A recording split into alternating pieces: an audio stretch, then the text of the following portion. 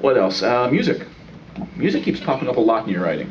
Were you? I'm a frustrated It's exactly what I was going to use. Kind of Yes. guy, yeah. Did You probably noticed the title: "Song of Ice and Fire," "Songs the Dead Men Sing," "A Song for Laya," da da da. I've had that all throughout my. Did you have those dreams of being a rock star when you were a kid? Yeah, maybe to some extent. More, I don't know, a rock star, more of a songwriter. But I love music, especially music with good lyrics. I actually am a songwriter now because I wrote lyrics for Ice and Fire songs, and they put them to music in the Game of Thrones TV series. So I am now registered with ASCAP, and I get music royalties for The Bear and the Maiden Fair and The Rains of Castamere. So there you go. How did you get mixed up with Hollywood in the first place? Because you've been working with them for quite a while now. It was all because of a book called The Armageddon Rag, which of all my books is the most rock and roll. It was my fourth novel, and it was supposed to be a gigantic bestseller. They paid me a lot of money for it, and nobody bought it. So my career as a novelist was suddenly over because, as I told the crowd the other day, this is not a profession for anyone who needs security. So for 10 years, I'd been a rising star, and suddenly, like many rising stars, I rose so far, and then I crashed and burned.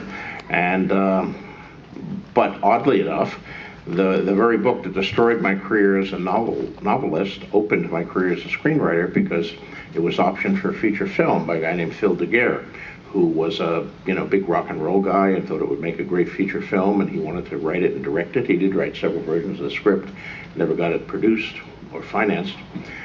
But Phil was a television guy, and I got to know Phil by that option. And a couple years later, Phil had a hit show called Simon and Simon. And when you create a hit show, the network wants more shows from you. So they said to Phil, "Okay, Simon and Simon's a big hit. What else would you like to do?" And he said, "I want to bring back The Twilight Zone." So they said, "Okay." So they let him bring back The Twilight Zone, and he hired me to write a script, and they liked the script, and next thing you know, I was on staff on Twilight Zone, which, had I had a successful novel writing career at the moment, I might have turned down. But since, I didn't, this prospect of a job seemed pretty good to me, so I took it and spent 10 years on that. You mentioned Armageddon Rag. It didn't do well when it first came out, but it's definitely found an audience now. I know I've talked to people that have cited it as one of their favorite books. It's certainly better than it did initially. It's still the worst selling of all of my novels. I mean, obviously Ice and Fire sells better than anything else by huge magnitudes, but then you fall down from Ice and Fire to like Fever Dream, which is next, and then, then it goes down further and further until you hit Armageddon Rag at the bottom. Now, admittedly, my audience is now so huge that even my worst-selling book sells better than the best-selling book of 80% of the writers in the field.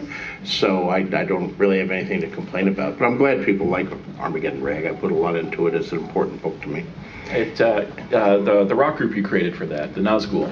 Right.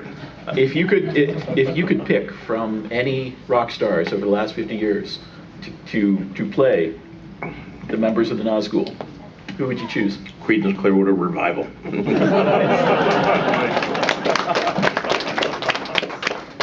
But it's interesting because the Nazgul have always been like a Rorschach test. When that book came out and people would meet to me, they would always tell me their theories of who the Nazgul really were, who they were modeled on. And everybody heard them differently. And some people heard the Doors or the Rolling Stones, and some people heard, much more obscure groups. I've had people come up at the Nazgul. They would have ripped whips, weren't they? Right, yeah, the ripped whips. I've never heard of them. They were the 13th floor elevators. Okay, right, yeah. But no, I always heard them more as Creedence and maybe a little bit of the Doors, Morrison, etc.